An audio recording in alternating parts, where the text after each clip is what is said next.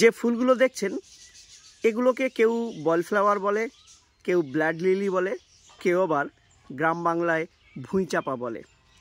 তবে এই ফুলগুলো কিন্তু আগে প্রায় প্রতিটা বাড়িতেই দেখা যেত, বিশেষ করে বাগানে বা জঙ্গলে এগুলো অনাদরে হয়ে থাকতো। এখন কিন্তু এই ফুলগুলো একেবারেই দেখা যায় না।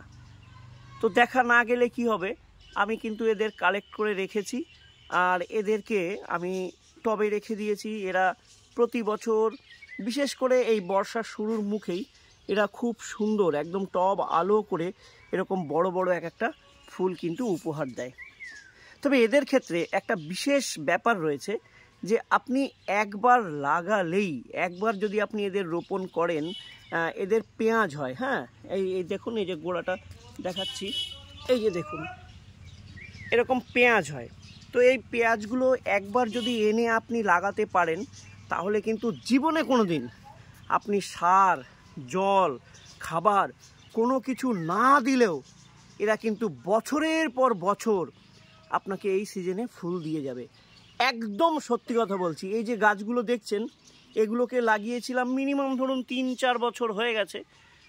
তো তারপরে আমি জীবনে কোনো দিন এদের কোনো না খাবার, না সার, না খোল জল কিচ্ছু দিইনি, তাও এরা এত সুন্দর হয়েছে।